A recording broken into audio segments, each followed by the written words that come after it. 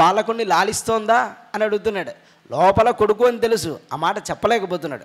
అందుకని యశోద నీ కొడుకుని మంచిగా చూసుకుంటోందా అని ప్రశ్నిస్తున్నాడు. ఇలా అంటూ ఒక శ్లోకాన్ని చెప్తాడు. పుంసః త్రివర్గః విహితః సుహృదో హ్యనుభావితః. దీని అర్థం ఏమిటి అంటే, మనిషి అన్నిటినీ సంపాదించాలి సుమా, ఏది వద్దు అని అనకూడదు. త్రివర్గాలను సంపాదించాలంటే ధర్మార్థకామాలు చక్కగా సంపాదించాలి.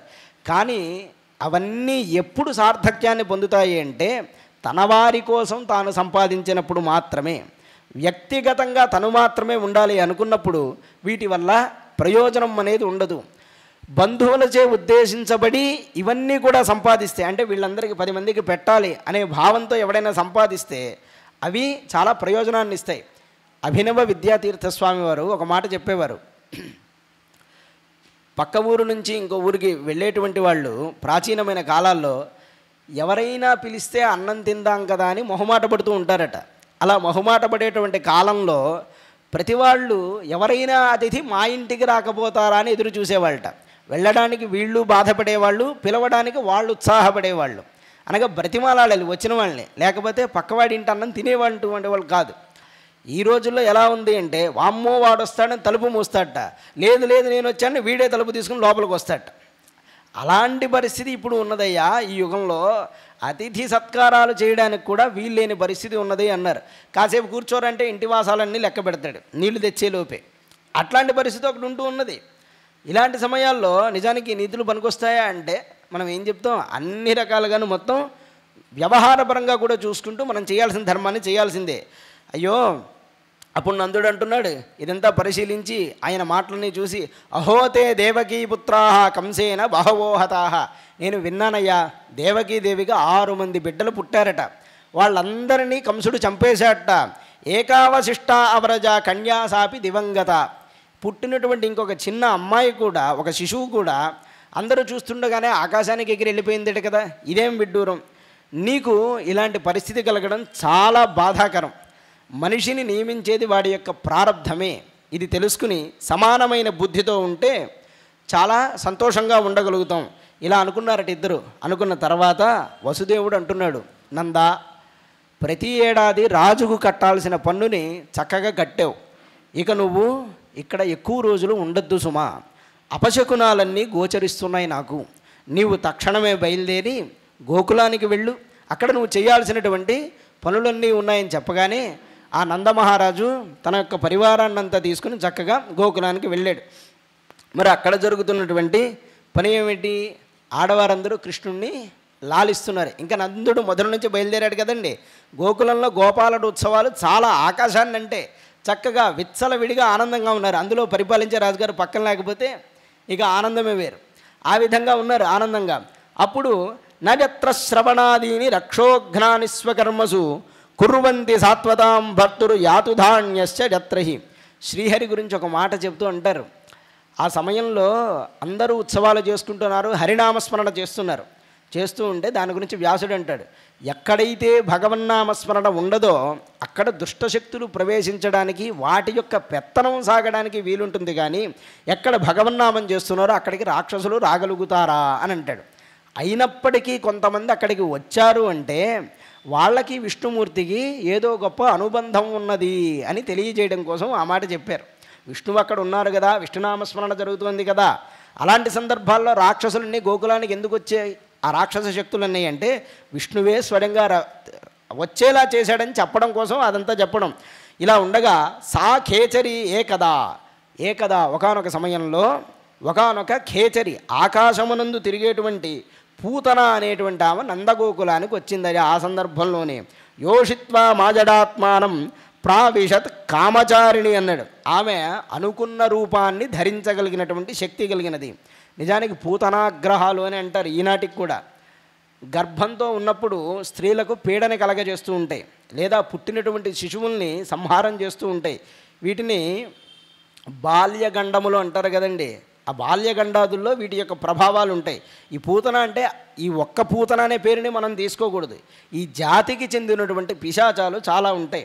అందులో ఒక పెద్ద ఆవిడ, ఆ జాతికంతా పెద్ద ఆవిడ ఈ పూతన అనేమ. ఆవిడ కామచారిణి అయి తనని తాను చాలా సుందరంగా అలంకరించుకుని ఈ యశోద రోహిణులు ఉన్నటువంటి చోటికి వచ్చినదట. ఆమె ఎలా ఉందో చెప్తున్నాడు. వల్గుస్మితాపాంగ విసర్గ వీక్షితై మనోహరంతీం వనితాం వ్రజౌకసాం అమంసతాం భోజకరేణ రూపిణీం గోప్యశ్రియం ద్రష్టుమివాగతాం పతిం. చూడ్డానికి ఎంత అందంగా ఉండదంటే విష్ణుమూర్తిని చూడ్డానికి వచ్చిన లక్ష్మీదేవిలా ఉందట ఆ రక్కసి. పైగా తన మీద అనుమానం రాకూడదని చేతిలో ఒక కమలాన్ని పట్టుకుని ఉన్నది. ఆమె యొక్క మాయ చేత ఎవ్వరూ ఏమీ అనలేకపోతున్నారు. అలాంటి ఒక అసుర మాయ ఆమెను కమ్మి ఉన్నది. ఇంతకీ ఈమెవడు అంటే బాలగ్రహస్తత్ర విచిన్వతి శిశూను, పిల్లలను చంపేటువంటి పిశాచం ఆవిడ. గోకులంలో ప్రతి ఒక్క పిల్లవాడిని వెతుక్కుంటూ అనేక మాయలు చేస్తూ ఎక్కడ తేజోవంతుడైన శిశువు కనబడితే వాడిని హతమారుస్తుంది. అనుకోకుండా ఈశ్వరేచ్ఛ చేత ఆమె అక్కడికి వచ్చింది. ఈశ్వరేచ్ఛ అంటే ఆయువు మూడి అని మనం అర్థం చేసుకోవాలి. ఆయువు మూడి అక్కడికి వచ్చింది. ఆ ఇల్లు మొత్తాన్ని పరిశీలించింది. చూస్తే ఒక మూల దుష్టులందరినీ నాశనం చేసే ఒక చిన్న శిశువు పడుకుని ఉన్నట్ట. ఆ శిశువు మీదే ఈమెడ యొక్క కన్ను పడింది. వెంటనే తన తేజస్సును మొత్తాన్ని దాచుకుని నివురుగప్పిన నిప్పులాగా ఏమీ తెలియనట్లు ఆ శిశువు కూడా కనపడడం మొదలుపెట్టాట. ఇది మాయావి అయితే ఆయన మహామాయావి, ఆయన దొరుకుతాడా అనుకున్నదట. ఆ మామూలు శిశువే కదా, వీడిని హతమారి చేసి మనం కంసుడికి చెప్తే మనకి గొప్ప మర్యాద దక్కుతుంది అనుకుంది. విబుధ్యతాం బాలకమారికాగ్రహం చరాచరాత్మాస నిమీలితే క్షణ. ఏమీ తెలియనట్టు అలా నిద్రపోతున్నట్టు స్వామి చూసిందట. ఎవరు? బాలక మారికాగ్రహం, బాలులను చంపేటువంటి ఆవిడ.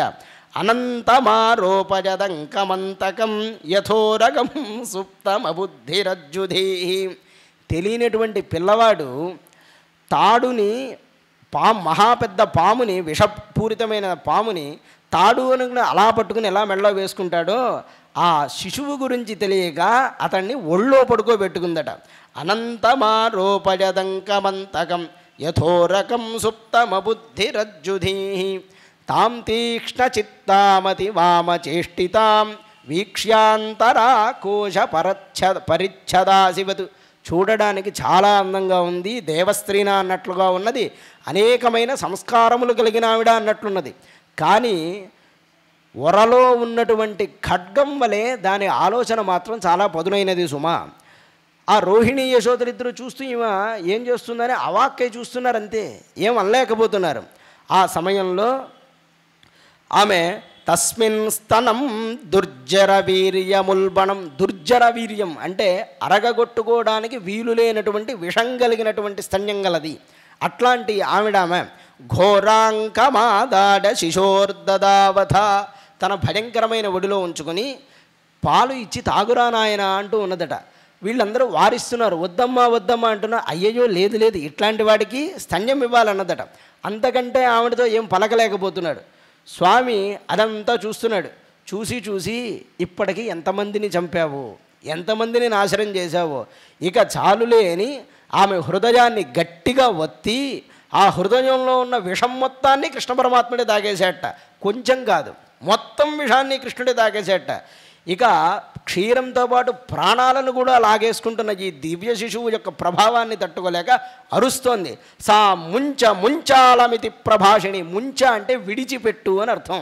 అలం మలం, ఇంకా పాలు తాగింది చాలరా నాయన, విడిచిపెట్టు విడిచిపెట్టు అంటుందట. ఆయన ఎందుకు వదులుతాడు? నేను కావాలని వచ్చావు కదా, నన్ను ఎందుకు వదులుతా అన్నాడు ఆయన. నిష్పీడ్యమానాఖిల జీవ మర్మణి. అనేకమైన మర్మాలన్నీ భేదిస్తూ ఉండగా, పీడింపబడుతూ ఉండగా ఆమెడ వివృత్యనేత్రే చరణౌ భుజౌ ముహు ప్రస్విన్నగాత్ర క్షిపతిరురోధ.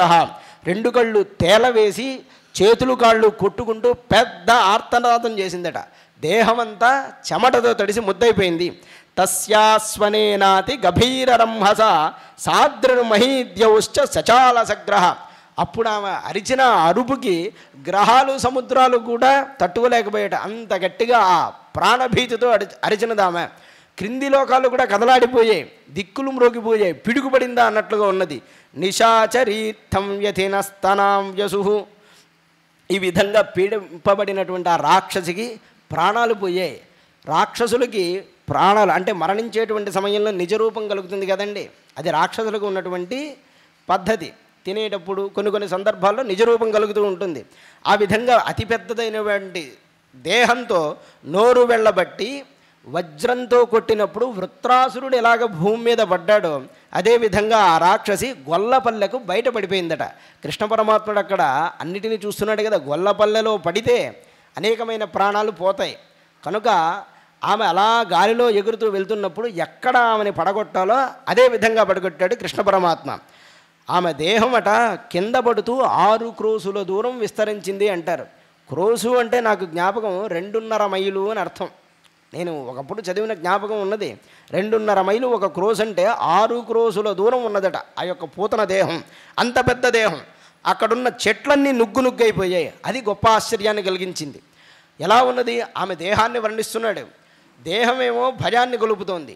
ఆ నోటిలో ఉన్న కోరలు నాగటి చాలులా ఉన్నాయి.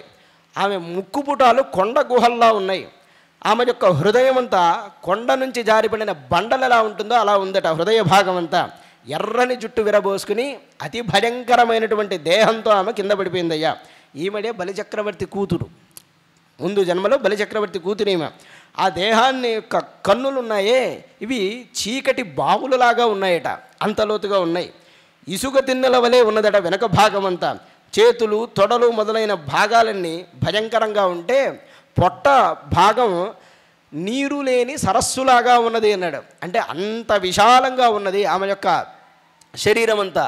అయితే ఆ గర్జన శబ్దాన్ని వినగానే గోపాలకు గోపికలకు ముందు అసలు బుద్ధి పనిచేయలేదట. ముందే ఫీజు ఎగిరిపోయింది అంటాం కదండి మనం. ఆ విధమైనటువంటి పరిస్థితిని పొందారు. హృదయాలు చెవులు తలలు పేలిపోయా అన్నట్టుగా రవం చేసింది. ఇప్పుడు ఆ దేహాన్ని చూశారు. ఆ సమయంలో వక్షస్థలం పైన దేనికి భయపడకుండా ఆడుకునేటువంటి శిశువుని చూశారు. బాలంచతస్య ఉరసి క్రీడంతం అకుతోభయం. అకుతోభయం అంటే దేని నుండైనా భయపడని వాడు, అట్లాంటి వాడు. గోప్యస్తూర్ణం సమభ్యేత్య జగృహు జాత సంభ్రమాహ. ఆశ్చర్యపోయిన వాళ్ళై ఆ పిల్లవాడిని ఒడిలోకి తీసుకున్నారు. యశోదా రోహిణీభ్యాం తాహ సమం బాలస్య సర్వతః రక్షాం విదధిరే సమ్యక్ గోపుచ్చ భ్రమణాదిభి. అయ్యో ఇంత భూతపీఠ కలిగింది కదా ఈ శిశువుకి అని వెంటనే రక్ష చేయడం మొదలుపెట్టారు. చిన్న చిన్న దోషాలు ఉన్నప్పుడు గోవు యొక్క పుచ్చం చేత శిశువు యొక్క తల చుట్టూ తిప్పితే సామాన్యమైనటువంటి దోషాలన్నీ కూడా పోతాయి. అందుకే వ్యాసుడు ఇవన్నీ కృష్ణుడికి చేశారని మనకు ఉపదేశం చేస్తున్నారు. రక్ష చేశారట. ఎలాగా గోవు దగ్గరికి తీసుకెళ్ళి గోవు తోకన అలా తల చుట్టూ తిప్పుతారు. ఆ తర్వాత గోమూత్రేణ స్నాపడిత్వా, నీటి యందు గోమూత్రాన్ని కొంత వేసి స్నానం చేడిస్తారు. పునర్గోరజసార్భకం, గోవు యొక్క ధూళిని శిశువుల ఒంటికి పట్టిస్తారు. రక్షాం చక్రుశ్చ చకృత ద్వాదశాంగేషు నామభి. కేశవాది 12 నామాలతో విష్ణుమూర్తికే రక్ష చేశారట. ఆ కేశవుడికే కేశవనామాలతో రక్ష చేశారు. పైగా గోపికలు ఆచమనం చేశారు ఒక్కసారి. అయ్యో ఈ శిశువుకి ఎట్లాంటి భీతి కలగకూడదని పిల్లవాడికి ప్రతి ఒక్క అవయవముల ముందు న్యాసం చేస్తున్నారట. దానికి ముందుగా వారికి వారు న్యాసం చేసుకున్నారు.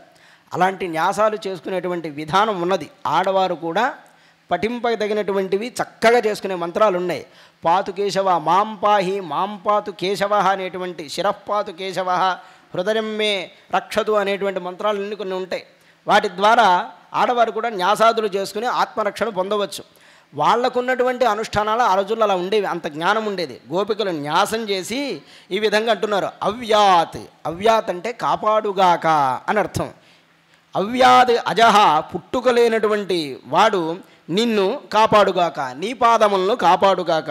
అవ్యాదజోంఘ్రిమణిమాంస్తవజాన్వథోరు యజ్ఞోచ్యుత కటితటం జఠరం హజాస్య హృత్కేశవస్త్వదుర ఈశ ఇనస్తు కంఠం విష్ణుర్భుజం ముఖమురుక్రమ ఈశ్వరక్కం అంటున్నాడు. పుట్టుకలేని శ్రీహరిని పాదాలను కాపాడాలి అంటే ఒక పాటగా మనస్సులో ఉన్న భావాన్ని చెప్తున్నారు. కౌస్తుభమణిధారి అయిన శ్రీహరి నీ మోకాళ్ళను కాపాడాలి చిన్న. యజ్ఞరూపుడైన శ్రీహరి నీ ఊరువులను కాపాడుగాక. ఓ శిశువా, స్వరూపమునందు చ్యుతి లేనటువంటి వాడు అంటే ఎల్లప్పుడూ ఒకేలా ఉండేవాడు నీ నడుము భాగాన్ని కాపాడాలి. హయగ్రీవ రూపిణి అంతటిని ఎవడు కాపాడాడో నీ ఉదరాన్ని వాడు కాపాడుగాక. ఇది గర్భవతులు వింటే వాళ్ళకుండే దోషాలు తొలగుతాయి.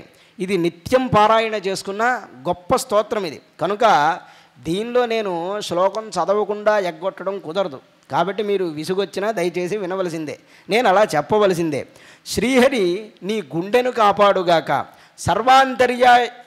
సర్వాంతర్యామైన శ్రీహరి నీ వక్షస్థలాన్ని కాపాడుగాక, సూర్యుడిలో ఉండే శ్రీహరి నీ కంఠాన్ని రక్షించుగాక, సర్వవ్యాపి అయినటువంటి శ్రీహరి నీ చేతుల్ని రక్షించాలిగాక, 3 అడుగుల్లో బ్రహ్మాండాన్ని కొలిచిన శ్రీహరి ఎవరున్నాడో ఆయన నీ శిరస్సును రక్షించుగాక.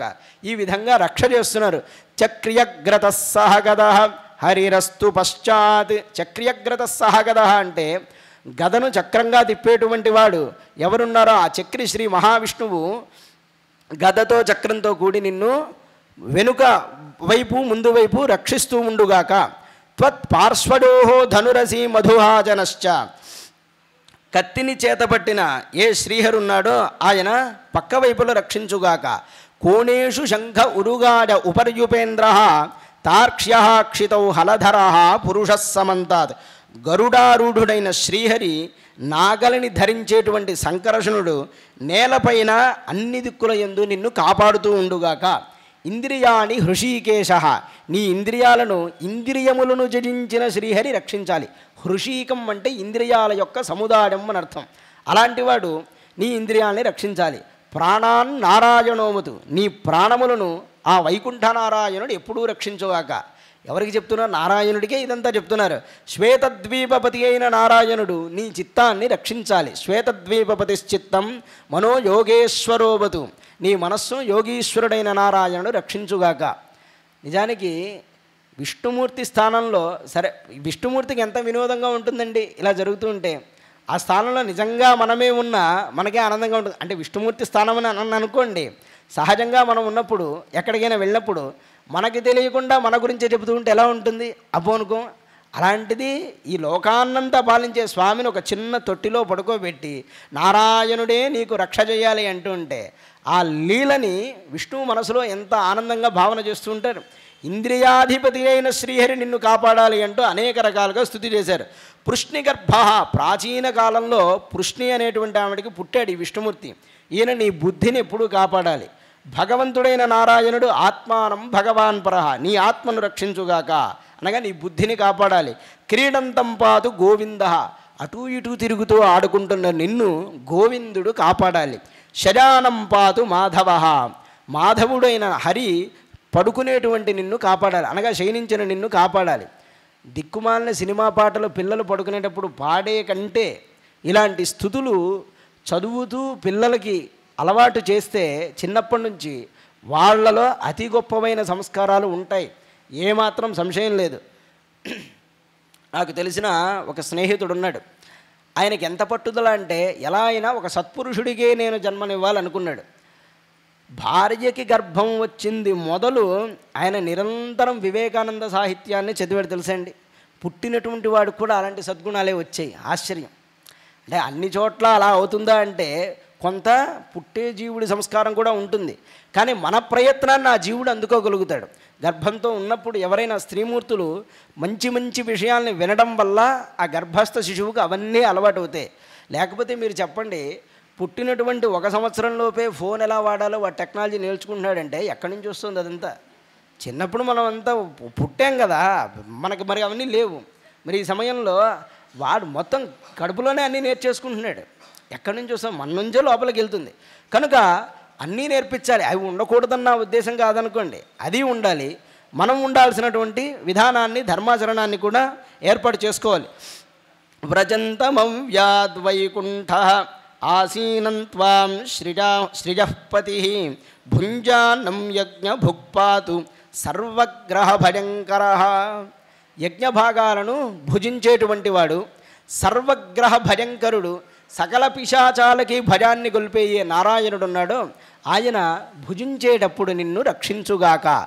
ఈ విధంగా చెప్పి డాకిణ్య యాతుధాన్యశ్చ కూష్మాండార్యర్భకగ్రహ. పసిపిల్లల్ని బాధ చేసేటువంటి అరిష్టమైన గ్రహాలు కొన్ని ఉంటాయ్యా, వాటి నుంచి నిన్ను కాపాడాలి. డాకినీ గ్రహములు, యాతుధానీలు అంటారంటే పిశాచులు, కూష్మాండ గ్రహాలు మొదలైన ఉంటాయి. వీటిని అర్భక గ్రహాలు అంటారు. అర్భక గ్రహాలు అంటే పిల్లల్ని పీడించేవి. భూతప్రేత పిశాచాహ యక్షరక్షో వినాయకాహ బాల్యంలో ఎక్కువ రోగాన్ని తెప్పించేటువంటివి, వాళ్ళ బుద్ధిని చెడగొట్టేవి ఉంటాయి. అవన్నీ కూడా నీ నుండి దూరంగా జరిగేలాగా శ్రీహరి రక్షించుగాక. కోటర, రేవతి, జ్యేష్ఠ, పూతన మొదలైన మాతృకా గ్రహాదులు, అలాగే పిచ్చిని కలిగించేటువంటి గ్రహాలు, అపస్మారాన్ని కలిగించే గ్రహాలు, దేహమును ప్రాణమును ఇంద్రియములను హింసించేటువంటి రాక్షసాదులు, ఇవన్నీ కూడా నీకు దూరముగా జరుగుగాక. స్వప్నదృష్టా మహోత్పాతా వృద్ధబాలగ్రహాశ్చరే సర్వే నశ్యంతు తే విష్ణో నామగ్రహణ భీరవ. శ్రీహరి నామాన్ని స్మరణం చేస్తేనే ఈ గ్రహాదులన్నీ భయపడతాడయ్యా. అలాంటివి నీకు ఇక మీదట ఎటువంటి కీడు చేయకుండా ఉండుగాక, అవన్నీ నశించుగాక అని అనేక విధాలుగా గోపికలు కృష్ణ పరమాత్ముడికి రక్ష చేశారు. ఇలా ఉన్నారయ్యా గోకులంలో గోపికలు అంటూ శ్రీకృష్ణుడు శుకుల వారు ఒక మాట చెప్తున్నారు. ఇది ప్రణయబద్ధాభి గోపీభి కృతరక్షణం పాజడిత్వాస్తనం మాత సన్యవేషడాత్మజం. ఇలా కృష్ణుడికి రక్ష చేయగానే యశోద పాలను త్రావించి చక్కగా కృష్ణ పరమాత్ముడిని నిద్రపుచ్చింది. ఆ మాయావి చక్కగా మాయ నిద్రపోతున్నాడు. తావన్నందాదజో గోపాహ మధురాజావ్రజంగతా విలోక్య పూతనాదేహం బభూవు అతి విస్మితా. ఈలోపు నందుడు మధురా నగరం నుండి రాని వచ్చాడు నందగోకులానికి. అప్పుడు గొల్లపల్లె చేరగానే పూతన దేహాన్ని చూసి ఆశ్చర్యపోయారు. ఊరి బయట కదండి కృష్ణ పరమాత్ముడు వధ చేసింది కనుక ఆ దేహాన్ని చూసి చాలా ఆశ్చర్యపోయాడు. అప్పుడు అనుకుంటాడు, ఎంత ఆశ్చర్యం, వసుదేవుడు ముందు జన్మలో గొప్ప మహర్షి అయి ఉండాలి. నిజమే కదా, కశ్యప మహర్షి. ఆయన అంత మహర్షి కాబట్టే రాబోయే ఆపదను ఇలా ఉన్నది అని చెప్పగలిగాడు. సామాన్యుల వల్ల అవుతుందా? అందుకే అది ఆయనకి కనిపించింది సుమా. ఇంకా ఈ గోకులంలో ఉండే వాళ్ళంతా ఈ పూతన దేహాన్ని గొడ్డళ్ళు తీసుకొచ్చి నరకడం మొదలుపెట్టారు. ఎందుకు? అంత దేహాన్ని ఎలా దహనం చేయాలి? కొంచెం కొంచెంగా దహనం చేయాలి. బహుశా అదే ఒక వారం బట్టి ఉండొచ్చేమో వాళ్ళకి, అంత పెద్ద దేహం అది. గొడ్డలతో నరికి నరికి నరికి ఒక పోగుగా తయారు చేసి దాన్ని దహనం చేయడం మొదలుపెట్టారు.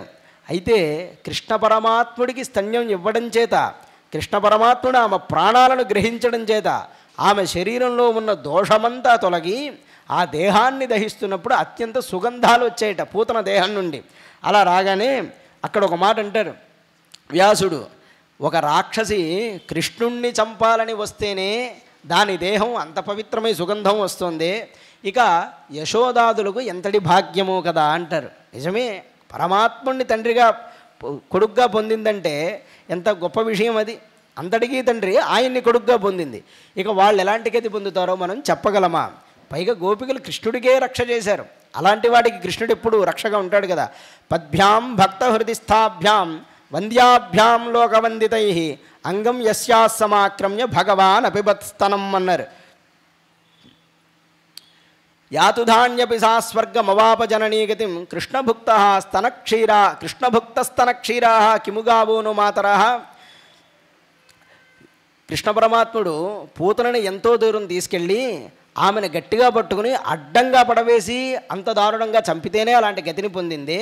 ఇక కృష్ణుడికి పాలిచ్చేటువంటి ఆవుల భాగ్యం ఎలాంటిదో ఆ గోవులు కూడా తరిస్తాయనడంలో ఆశ్చర్యం లేదయ్యా. మోక్షం మొదలుకొని సకలాన్ని అనుగ్రహించేటువంటి వాడు నారాయణుడు.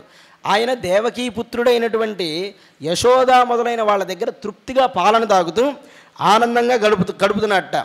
ఆ సమయంలో గోపాలకులు అనుకుంటున్నాడు, అదేంటి మనం ఈ శవాన్ని దహనం చేస్తుంటే అత్యంత సుగంధభరితమైన వాసన వస్తున్నదే, ఇది సామాన్యమైన విషయంగా అనిపించట్లేదు, ఆమె మరణము విచిత్రంగా ఉన్నది, ఆ పిల్లవాడు అద్భుతంగా ఉన్నారని అనుకున్నారు. ఇంత జరుగుతున్నా ఇది కృష్ణ ప్రభావమే అనేటువంటి విషయం మాత్రం నందాదులకు తెలియకుండా కృష్ణ పరమాత్ముడే మాయ చేశాడు. అందువల్ల వాళ్ళు దాన్ని గమనించలేకపోయారు. వాళ్ళు అనుకుంటున్నారు ఏదో అదృష్టం కొద్దీ ఆ రాక్షసి చచ్చిపోయింది, కృష్ణ పరమాత్ముడు బ్రతికాడు అనుకుంటున్నాడు. కానీ జరిగిందేమిటి? ఈ మహానుభావుడే ఆ పూతనను సంహారం చేశాడు. పెద్ద మనస్సు గలవాడు ఈయన. ఎవరు? నందుడు. మృత్యుముఖం నుండి బిడ్డ అలా బయటకు రాగానే వెంటనే దానికి శాంత్యాదులన్నీ కూడా చేసేట. ఈ విధంగా పూతన సంహార ఘట్టం అనేది ఇక్కడికి ముగుస్తుంది. తర్వాత శకటాసుర తృణావర్తులు తర్వాత వాళ్ళ వంతు కదండి. ఈ శకటాసుర తృణావర్తులు వచ్చిన తర్వాత వాళ్ళని ఒక ఆట ఆడుకుంటాడు స్వామి. ఇలా ఎంతమందిని చంపాడండి. హత్యాయత్నాలు చాలా జరిగాయి కృష్ణుడి పైన. ఒకటా ఇద్దరా? అఘాసురుడు, తృణాసురుడు, బకాసురుడు, ఇంకా అనేక మంది అజగర రూపంలో ఒకడొస్తాడు, వత్సాసురుడు, ఎంతోమంది ఉన్నారు. నారాయణీయంలో నారాయణ భట్టాద్రి ఒక మాట అంటారు. అఘాసురుడు అనేవాడిని చంపినప్పుడు భట్టాద్రి ఒక మాట చాలా చమత్కారంగా చెప్తాడు. నా అక్కగారు పూతన నాకంటే ముందుగా వెళ్ళిపోయింది, ఆమె దగ్గరికి నేను తొందరగా వెళ్ళాలి అనే ఉత్సాహంతోనూ, నా తర్వాత నా తమ్ముడు బకాసురుడు కూడా వస్తాడు, వాడికి యముడి దగ్గర స్థానాన్ని పదిలంగా ఉంచాలి, లేకపోతే దాన్ని ఇంకొకడు ఆక్రమిస్తాడనేటువంటి ఆదుద్దా చేత చాలా తొందరగా వెళ్ళాడు అయ్యా కృష్ణుడు చంపగానే వాడు యముడి దగ్గరికి అంటాడు. అలా సంహారం చేశాడు. ఎంతమందిని సంహరించాడు కృష్ణ పరమాత్ముడు. ఏనావతారేణ భగవాన్ హరిరీశ్వర కరోతి కర్ణరమ్యాని మనోజ్ఞాని చ నఃప్రభో. పరీక్షణ్ మహారాజు శుకుడితో అంటున్నాడు, అయ్యా జగన్నియామకుడైన శ్రీహరి మామూలుగా సహజమైనటువంటి శరీరాన్ని ధరిస్తున్నట్టుగా కనబడి ఏ లీలలన్నీ చేశాడో అవన్నీ కూడా మాకు వినడానికి ఆనందాన్ని కలిగిస్తున్నాయి. ఇదంతా ఆయన బాల్య చేష్టగా మేము భావిస్తున్నాం. ఈ బాల్య చేష్ట గురించి మాకు ఇంకా గొప్ప గొప్ప విషయాలు చెప్పవలసింది అన్నాడు. అనగానే చెప్తున్నారు, నందస్య పత్నీకృతమజ్జనాదికం విప్రై కృతస్వస్త్యజనం సుభూజితై అన్నాద్యవాసస్రగభీష్టధేనుభి సంజాత నిద్రాక్షమశీషజచ్చనై. మెల్లగా బాలకృష్ణుడికి చేయాల్సినటువంటి విషయాలన్నింటినీ కూడా యశోద ఒకరోజు పూర్తి చేసిందట. ఏమిటి? అలంకారం చేయించడం, స్నానం చేయించడం, ఇవన్నీ పూర్తి చేసింది. ఇక ఆ తర్వాత వేదవేత్తలకు ఇవ్వాల్సిన ఆహారాదులు ఇవ్వడం అంతా సమర్పణ చేసింది. ఆవులను ఇచ్చి సత్కరించిన తర్వాత రక్షాబంధాలు మొదలైనవన్నీ పూర్తి చేశారట. అప్పుడు బాలకృష్ణుల్లో ఏదో నిద్ర వస్తున్నట్టుగా కళ్ళు ఎరుపెక్కినట్టు కనిపించాట. అయ్యయ్యో బిడ్డ నిజంగానే నిద్రపోతున్నాడేమో అని చక్కగా ఒక ఉయ్యాలలో పడుకోబెట్టింది ఆ పిల్లవాడిని. అది ఎక్కడ పడుకోబెట్టిందట? ఒక ఎడ్ల బండికి ఒక శకటానికి కింద ఉయ్యాల చేసి ఆ ఉయ్యాలలో ఆ శిశువు నుంచినది. అప్పుడు పిల్లవాడు ఇలా తిరగబడ్డప్పుడు ఒక ఉత్సవాన్ని చేస్తారు కదండి, ఇలా తిరగబడ్డప్పుడు ఒక ఉత్సవాన్ని చేస్తారే, ఆ ఉత్సవాన్ని చేస్తున్నారు ఆ సందర్భంలో. అలా చేస్తున్నప్పుడు ఆ విషయాలలోనే యశోదకి మనస్సు నిండిపోయింది. అనగా వచ్చేవాళ్ళు పోయేవాళ్ళు ఉంటారు. పిల్లవాడు హాయిగా నిద్రపోతున్నాడు కదా, ఆమెకి అక్కడ ఏం జరుగుతుందో తెలియదు. అప్పుడు సత్కారాలు జరుగుతుంటే పిల్లవాడు ఏడుస్తున్న ఏడుపు ఆమెకి వినబడలేదు. అలా వినబడకపోగానే బాలకృష్ణుడు నా ఏడుపు వినవా అని ఒక తన్ను తన్నట్టు ఆ బండిని. ఆ తన్నినటువంటి చిన్న బలప్రయోగానికి ఆ బండి కాస్త తిరగబడిపోయింది అని చెప్తారు. బాలకృష్ణుడు మాత్రం ఆనందంగా ఉన్నట్ట, బండి మాత్రం తుత్తునీలయ్యి అక్కడ ఉన్నటువంటి కంచు ఇత్తడి పాత్రలో ఉన్న ద్రవ్యాలన్నీ నేలపాలైపోయాయని చెప్తాడు. ఈ విధంగా జరగగానే దృష్ట్వా యశోదా ప్రముఖ వ్రట స్త్రియ ఔత్థానికే కర్మణి యాసమాగత. ఔత్థానికే కర్మణి, ఉత్థాన కర్మ అంటే బోర్లబడ్డం అనేటువంటి కర్మ జరగగానే అక్కడికి ఎవరెవరు వచ్చారో వాళ్ళందరూ చూసి ఏ విధంగా ఈ బండి ఇలా బోల్తా పడింది, ఎలా జరిగింది అది, అసలు ఇంత చిన్న పిల్లవాడు ఈ విధంగా చేయగలుగుతాడా, ఇక్కడ ఎవరో ఉన్నారు, ఏదో జరిగింది అనుకున్నట్ట. అంటే చుట్టూ ఉన్నటువంటి పిల్లలు చెప్పేట, మేము చూసాం, వాడు ఆ పిల్లవాడు సరదాగా ఆడుతూ కాలుతో ఇలా అన్నాడు, అనగానే బండి తలకిందులుగా పడింది అన్నట్ట. అది విని పిల్లలు ఏదో చెబుతారులే, అలా జరుగుతుందా ఏమిటి అనుకున్నట్ట. వ్యాసుడు అంటాడు ఇక్కడ, వాళ్ళు అలా అనుకోవడం సహజమే కదా, ఎందుకంటే విష్ణుమూర్తికి వీళ్ళు పిల్లలు కనుక, కాబట్టి వాళ్ళు అలా అనుకోవడం సహజమే. గోపాలకులు మళ్ళీ బండి భాగాలన్నీ అమర్చి చక్కగా ఉపాహారాలన్నీ సిద్ధం చేసి మళ్ళీ వేదవేత్తల చేత హోమం చేసి చక్కగా రక్ష చేశారట. సత్యస్వభావుడైన వేదవేత్త ఆశీర్వచనం చేస్తే అది ఎక్కడో అక్కడ ఫలిస్తుంది సుమా, అది సామాన్యమైనది కాదు అని చెప్తాడు. ఈ విధంగా నిశ్చయం చేసుకుని మళ్ళీ అనేకమైనటువంటి చక్కటి మంగళకరమైనటువంటి శాంతులన్నీ కూడా చేశారు. గావః సర్వగుణోపేతా వాసస్రగృక్మమాలినీ ఆత్మజాభ్యుదయార్థాడ ప్రాదాత్తే చాన్వడుంజిత. ఇలా పుత్రుడి క్షేమం కోసం అనేకమైన ఆశీర్వచనాలను పలగ్గా ఏకదా ఆరోహమారూఢం లాలడంతీ సుతం సతి గరిమాణం శిశోరువోఢుం నసేహే గిరికూటవత్. ఒకానొక సందర్భంలో ఒళ్ళో పడుకోబెట్టుకుని యశోద కృష్ణుని జాగ్రత్తగా లాలిస్తోందట. ఇది కృష్ణ పరమాత్ముడు యొక్క కారుణ్యాన్ని చెప్పేటువంటి సంఘటన. ఆ శిశువు ఉన్నటువంటి చాలా బరువెక్కిపోయాట. గరిమానం శిశోరువోఢం, ఏమిటిది వీడు గిరికూటంలాగా, అంటే ఓ పెద్ద బండరాయిలాగా అయిపోయాడే ఇంత చిన్న పిల్లవాడు, నేను మొయ్యలేకపోతున్నాను, ఇదేదో నా వల్ల కావట్లేదు, సరే ముందు కింద పెడదామని భూమము నిధాయ, భూమి మీద ఉంచి విస్మిత భారపీడిత మహాపురుషమాదధ్యో జగతామాస కర్మసు, ఇలా ఉంచి అనేకమైన పనులను చూసుకోవడం మొదలుపెట్టింది యశోద. ఆ సమయంలో దైత్యోనాంనా తృణావర్త కంసభృత్య ప్రణోదిత, వాడెవడు వచ్చినటువంటి వాడు. Thanks for watching. Please comment, like, share and subscribe our channel.